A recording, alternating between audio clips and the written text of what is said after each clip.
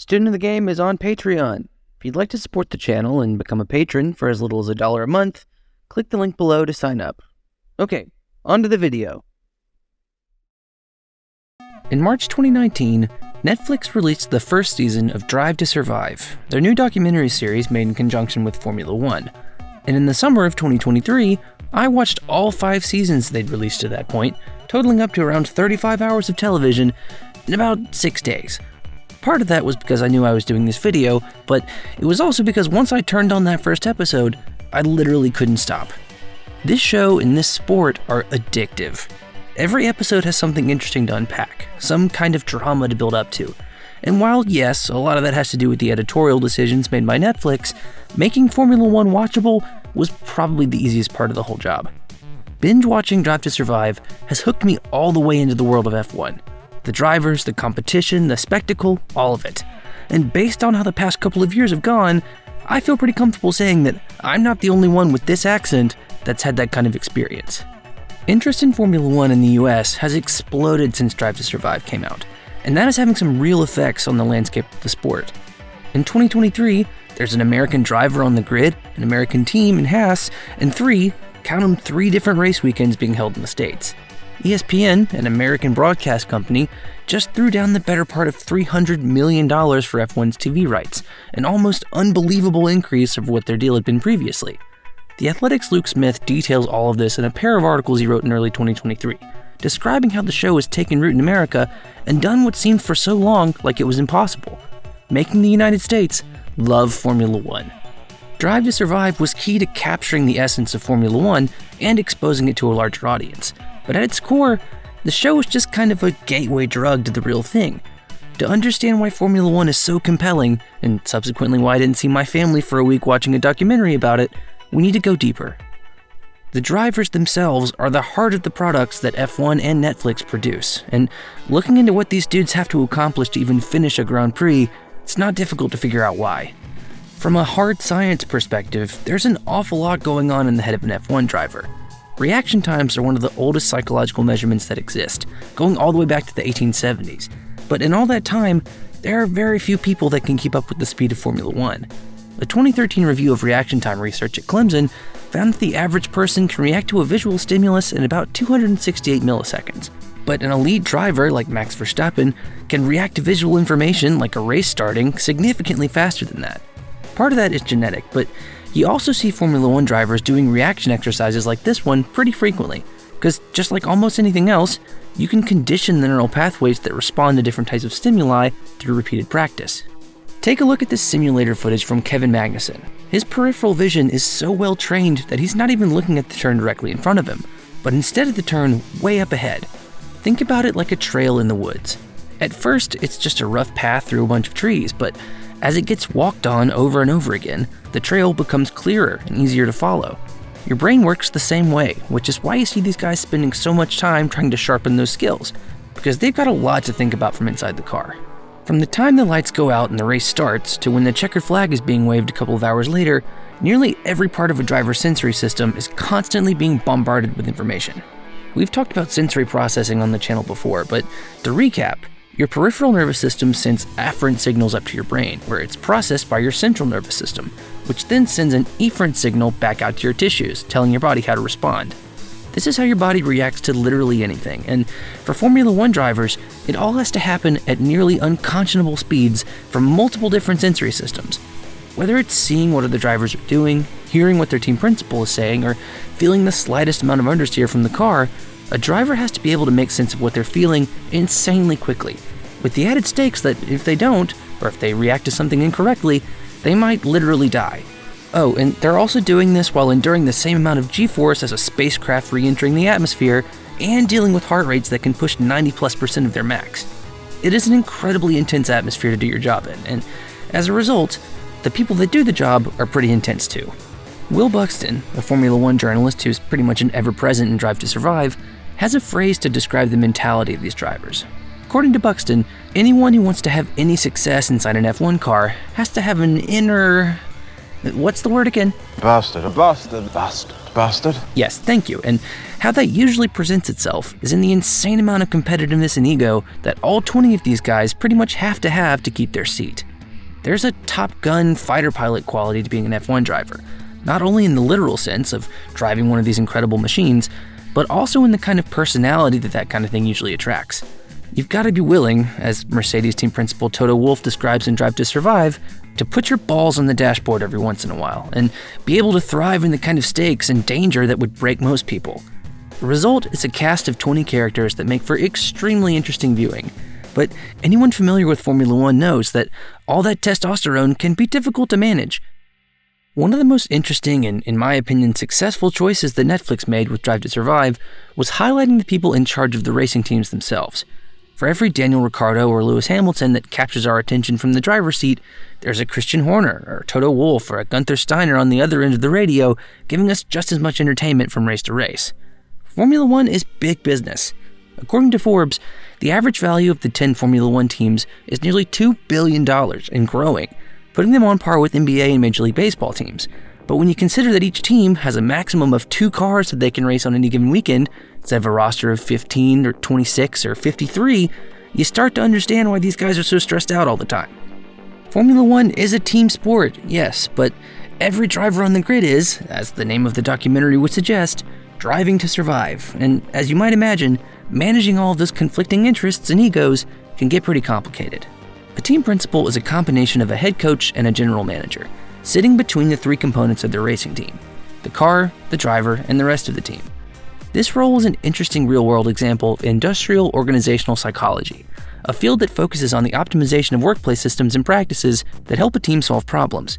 A racing team is a network of people that all have their own individual strengths and skills, all of which have to be optimized for the team to have any chance at winning the Constructors' Championship. If you have a great group of engineers building the car, but poor team strategy to get the most out of it, you're screwed. You could have an incredible driver, but if they don't have the car they need, or if they don't feel supported by their team, doesn't really matter all that much. Team principals like McLaren's Zach Brown are in charge of managing all that, and both in the documentary and in real life, watching someone trying to keep all those plates spinning is incredibly entertaining. Here's an example of what I'm talking about from one of the most popular characters in the entire show. Haas F1 is one of the newest teams on the grid, and also the one with the lowest overall value and second lowest operating revenue. But it's still Gunther Steiner's job to keep the team as competitive as possible, which has forced him to run a much tighter ship than other teams might have to, and to make some pretty bold decisions. And swear a lot. Haas was known in his early years for keeping a good amount of continuity, but when things started to go south in 2019, the mood around the team started to do the same. This culminated in a famous scene where Kevin Magnussen slammed Gunther's door so hard that it broke, confirming that whole idea of Formula One drivers having an inner... Sorry, what was it again? Bastard. Right. Team principals are problem solvers and people managers, and when Haas picked up just 3 points for the entire 2020 season, Gunther had a choice. Try and right the ship with the drivers that had done well in the past, or make a pretty radical but calculated decision to try and move on from them. He chose the second one, and while it didn't work out immediately, the thought process shows the kind of gamesmanship and strategy that go into the psychology of Formula One's decision makers. Red Bull team principal Christian Horner describes managing a Formula One team as a game of chess, which I actually quite like as a metaphor, but only with the added caveat that you're playing that game of chess at 200 plus miles an hour. Put all this together, the drivers that push themselves to their physical and mental limits, the teams that create these unbelievable machines that defy physics, and the team principals who hold everything together, and you have all the ingredients for a good and wholly entertaining product. But add in the grotesque amount of money in the sport, the danger that's inherent in racing these cars at these speeds, and the volume of testosterone that seems to keep every one of these people going, and you get something else entirely. Beef between teams, and sometimes between drivers on the same team. Drama over which driver might be going where, or who might be using what illegal part or maneuver during a given race. Battles on the track and in press conferences. Massive crashes. Truth is, no matter how long you've been paying attention to F1, you never know what you're going to get tuning into a race. And that's a huge part of the appeal. And there's no better example of that than what happened at the end of the 2021 season. I don't know what the statistical likelihood of 2 drivers coming into the last race of a 22-race season with the exact same number of points is, but I'm going to guess it's not super high. It's only happened one other time, all the way back in 1974, but that's exactly where Lewis Hamilton and Max Verstappen found themselves in Abu Dhabi. This is the moment where everything we've talked about so far came together in the biggest way possible, and as far as drama goes, it literally could not have been more perfect. Hamilton was looking for his 8th championship at this point, and trying to add to his already compelling case for being the GOAT. But to do so, he'd have to beat Verstappen straight up, which wouldn't be easy considering how good of a season Max had already, and his somewhat notorious aggressiveness.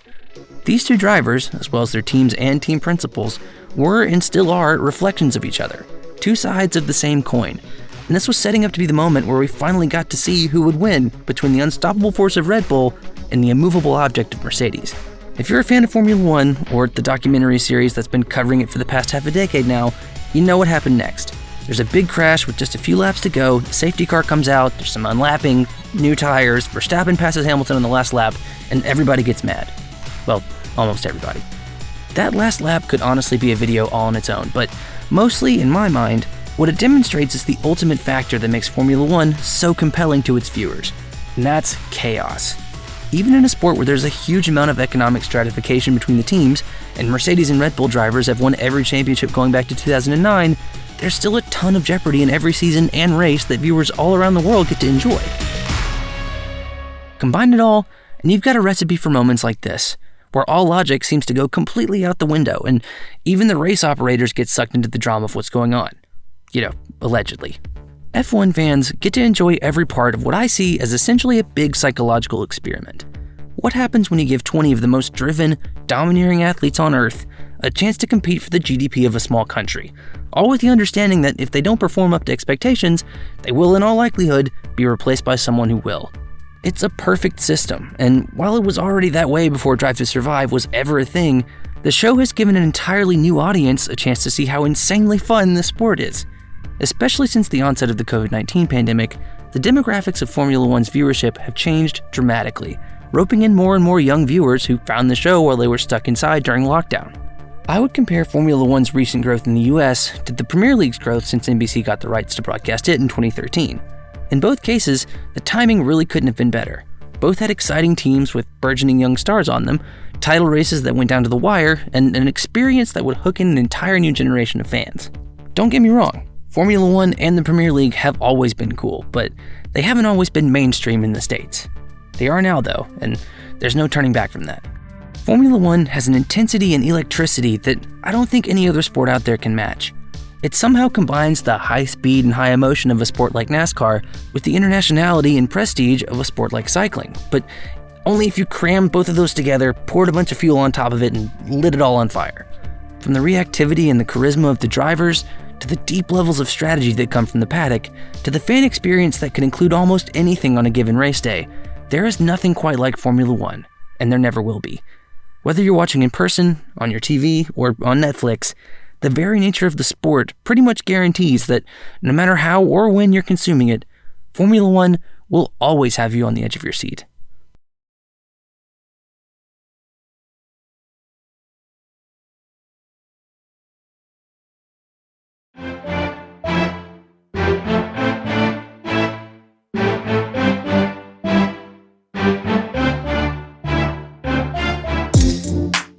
Hi everybody, or should I say guten tag, or bonjour, or bienvenidos, depending on where you're watching this from.